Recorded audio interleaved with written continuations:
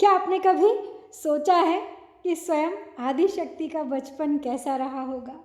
अवश्य ही ईश्वर जब बाल रूप धारण करते होंगे तो उनकी हर मुस्कान भी एक शिक्षा बन जाती होगी और हर लीला एक रहस्य।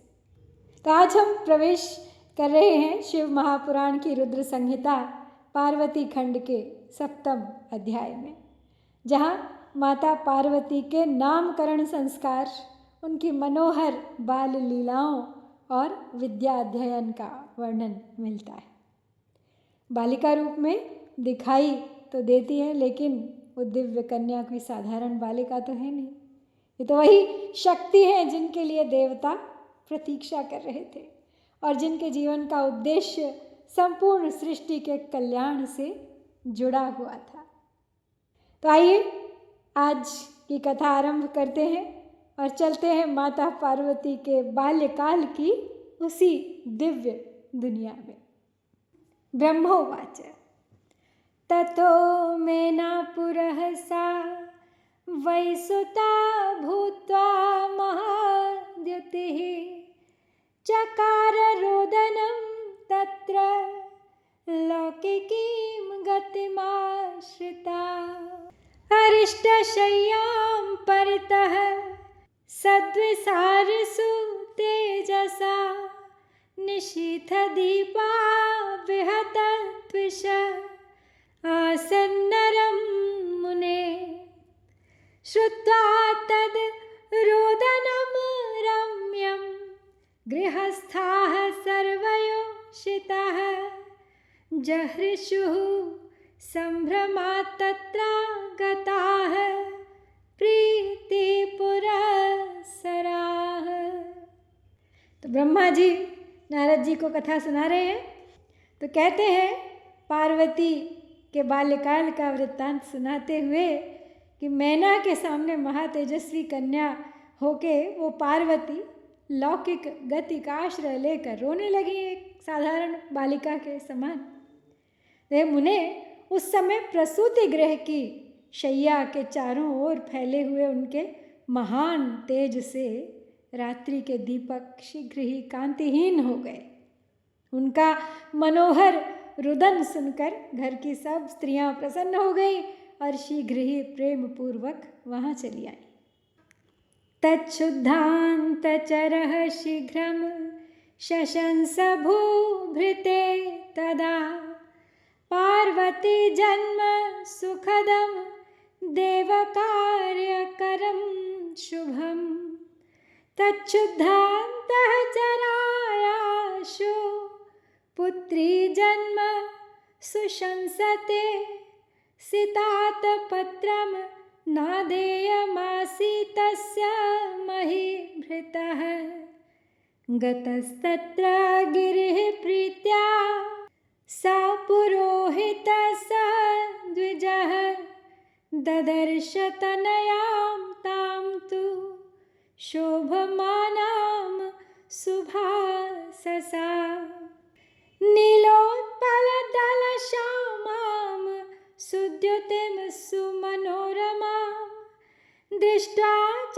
तादृशीं कन्यां मुमोदाति गिरीश्वरः सर्वे च मुमुदुस्तत्र पौराश्च पुरुषाः स्त्रियः तदोत्सवो महानासीन्ने दुर्वाद्यानि भूरिशः बभूव मङ्गलं गानं न ऋतुर्वारयोषितः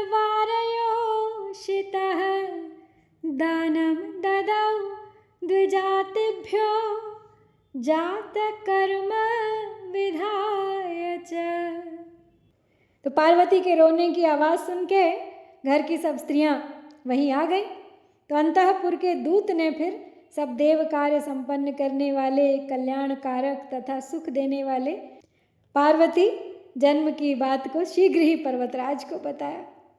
पुत्री जन्म का समाचार सुनाने वाले अंतःपुर के दूत को न्योछावर रूप में देने हेतु उन पर्वतराज के लिए श्वेत छत्र तक अधेय नहीं रहा। तत्पश्चात पुरोहित और ब्राह्मणों के साथ गिरिराज वहाँ गए और उन्होंने अपूर्व कांति से सुशोभित हुई उस कन्या को देखा। नील कमल के समान श्याम वर्ण, सुंदर कांति से युक्त तथा अत्यंत मनोरम उस कन्या को देखकर ही गिरिराज अत्यंत प्रसन्न हो गए। नगर में रहने वाले समस्त स्त्री एवं पुरुष परम प्रसन्न हुए और इस समय नगर में अनेक प्रकार के बाजे बजने लगे, बहुत बड़ा उत्सव होने लगा, मंगल गान होने लगा और वारांगनाएं नृत्य करने लगी। गिरिराज ने कन्या का जात कर्म संस्कार कर द्विजातियों को दान दिया। अथ द्वारम समागत्य चकार सुमहोत्सवम् हिमाचलः प्रसन्नात्मा भिक्षुभ्यो द्रविणं ददौ। अथो शुभमुहूर्ते अस्मिन् हिमवान् मुनिभिः सह नामाकरोत् सुतायास्तु कालीत्यादि सुखप्रदम् दानं ददौ तदा प्रीत्या द्विजेभ्यो बहुसादरम् उत्सवं कारयामास विविधं गानपूर्वकम्। इत्थं कृत्वोत्सवं भूरि कालीं पश्यन् मुहुर्मुहुः लेभे मुदं सपत्नीको बहुपुत्रोऽपि भूधरः। तत्र सा ववृधे देवी गिरिराजगृहे शिवा गङ्गेव वर्षा समये शरदीवाथ चन्द्रिका। एवं सा कालिका देवी चारुवङ्गी चारुदर्शना दध्रे चानुदिनं रम्यां चन्द्रबिम्बकलामिव। कुलोचितेन नाम्ना तां पार्वतीत्याजुहावः बन्धुप्रियां बन्धुजनः सौशील्यगुणसंयुताम्। उमेति मात्रा तपसे निषिद्धा कालिका च सा पश्चादुमाख्यां सुमुखी जगाम भुवने मुने। तब उसके बाद दरवाजे पे आके हिमाचल ने महान उत्सव मनाया और प्रसन्न चित्त होकर भिक्षुकों को बहुत सा धन दिया। और फिर हिमवान ने शुभ मुहूर्त में मुनियों के साथ उस कन्या के काली आदि सुखदायक नाम रखे। उन्होंने उस समय ब्राह्मणों को प्रेम तथा आदर पूर्वक बहुत सा धन प्रदान किया और गान पूर्वक अनेक प्रकार का उत्सव कराया। तो इस तरह से उत्सव मना के बार बार काली को देखते हुए सपत्नीक हिमालय अनेक पुत्रों वाले होने पर भी बहुत आनंदित हुए। देवी शिवा गिरिराज के घर में वर्षा के समय गंगा के समान तथा शरद ऋतु की चांदनी के समान बढ़ने लगी। इस प्रकार परम सुंदरी तथा दिव्य दर्शन वाली कालिका देवी प्रतिदिन चंद्रकला के समान शोभा युक्त हो बढ़ने लगी। सुशीलता आदि गुणों से संयुक्त तथा बंधुजनों की प्रिय उस कन्या को कुटुंब के लोग अपनी कुल परंपरा के अनुसार पार्वती इस नाम से पुकारने लगे, पर्वत की कन्या। तो मुने माता ने उस कालिका को उमा कहकर तपस्या करने से मना किया था, अतः बाद में वे सुमुखी लोक में उमा नाम से विख्यात हुई। दृष्टिः पुत्रवतोऽपि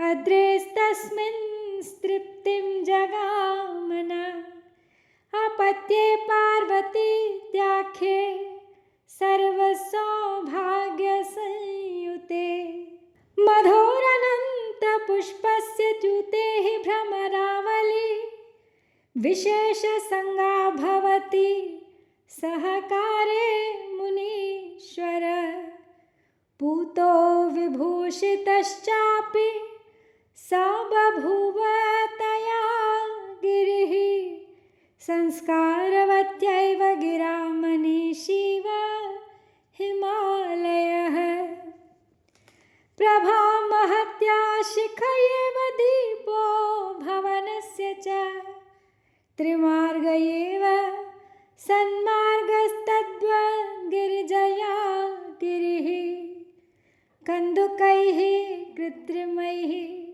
पुत्रैः सखी मध्ये गता च सा गंगा सैकतवेदीभिर्बाले रेमे मुहुर्मुहुः अथ देवी शिवा सा चोपदेशसमये मुने पपाठ विद्याः सुप्रीत्या यत चित्ता सा सद्गुरोः प्राक्तना जन्म विद्यास्तां शरदीव प्रपेदिरे हंसालिः स्वर्णदीं नक्तमात्मभासो महौषधिम् इत्थं सुवर्णिता लीला शिवायाः काचिदेव हि अन्यलीलां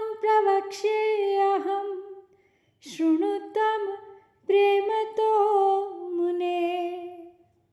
तो पुत्रवान होते हुए भी पर्वतराज हिमालय सर्व सौभाग्य युक्त उस पार्वती नामक अपनी संतान को देखते हुए तृप्त नहीं होते थे, क्योंकि हे मुनीश्वर, वसंत ऋतु में नाना प्रकार के पुष्पों में रस होने पर भी भ्रमरावली आम के बौर पर ही विशेष रूप से आसक्त होती है। वे पर्वतराज हिमालय उस पार्वती से उसी प्रकार पवित्र तथा विभूषित हुए जिस प्रकार संस्कार से युक्त वाणी से विद्वान पवित्र तथा विभूषित होता है। जिस प्रकार महान प्रभावशाली शिखा से भवन का दीपक एवं त्रिमार्ग गामिनी गंगा से सन्मार्ग शोभित होता है, उसी प्रकार पार्वती द्वारा पर्वतराज सुशोभित हुए।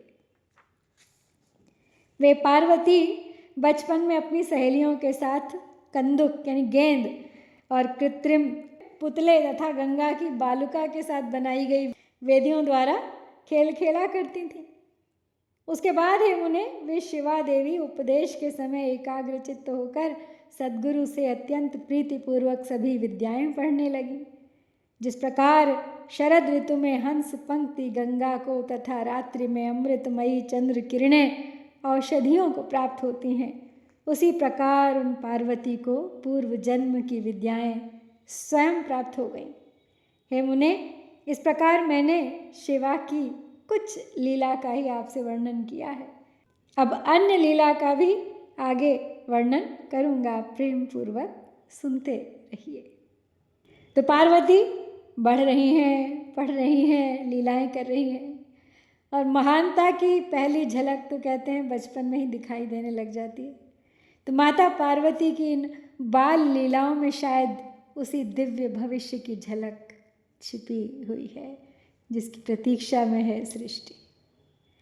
तो इसी भाव के साथ अगले अध्याय में फिर मिलेंगे।